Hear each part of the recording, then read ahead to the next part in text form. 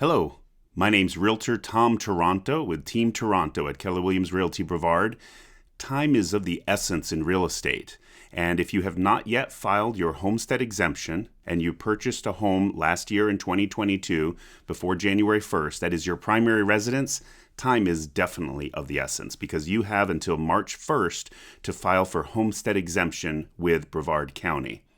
If you have not yet done that, get your paperwork together. Don't procrastinate it because if you surpass that deadline, you will miss out on the tax benefits for 2023 tax year.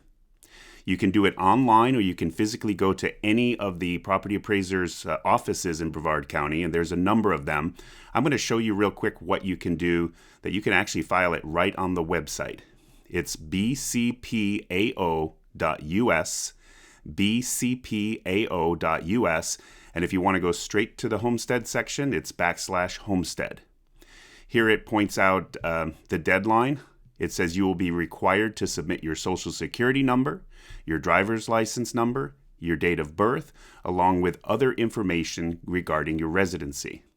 So if you don't want to submit this electronically, then just get your paperwork together and go physically down to the property appraiser's office. It's very convenient to do it in person, but if you prefer to do it online, it's also convenient.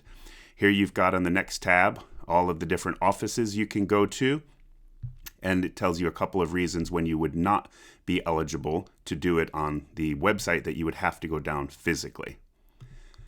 Here is some of the information that you would be required to bring with you. As we said, social security number, Florida driver's license or identity card, email, date of birth, permanent resident immigration number, if you're not a U.S. citizen, a voter registration, vehicle registration, date of permanent occupancy in the home. So it has to be before January 1st of this year to file for this year if you haven't done it already. The address of your prior residence and your date of permanent Florida residency and the address listed on your last IRS tax returns. It's quite important that as soon as you close on the house, and we're assuming that if you're going to be filing this, you closed on the house probably in 2022, that you've changed all of your addresses. You've gone and changed it on your driver's license. You've got all of your utilities in your name because these are the things that they're going to be looking for, these addresses. And another thing that's very important, it says here, I do not, nor does my spouse, if married, receive any other type of benefit based on permanent residency in any other state, county, municipality, or other taxing district within the United States. Now, this is important because you might have a house, you might be a snowbird who lives in Florida the majority of the time and consider that you are a permanent resident and this is your homestead. You need to make sure that you're not getting any kind of similar residency-based exemption in the other state that you come from, because it's now with the computers synchronizing, they might discover that you're basically getting the homestead exemption in two different states, and there could be penalties for that. So make sure that if you have another house in another state, that there is no occupancy-based exemption in that home as being your homestead.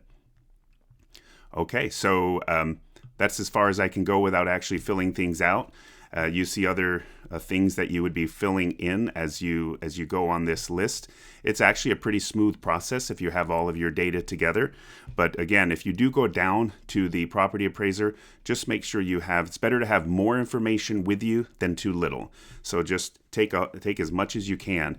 Keep in mind also that if you deed your property into a trust, so let's say you're a husband and wife and you deeded it into a trust in the year before, you still need to reapply for homestead exemption because there was a change of ownership. Even if you're the same owners and you just deeded it into a trust, you will need to reapply for homestead exemption. So be on the lookout for things like that and make sure you don't miss out on homestead exemption. If you have any questions, give me a call. I'd love to talk with you. My number is 321-587-0948. That's 321-587-0948. Again, this is Tom Toronto with Team Toronto at Keller Williams Realty. Have a great day.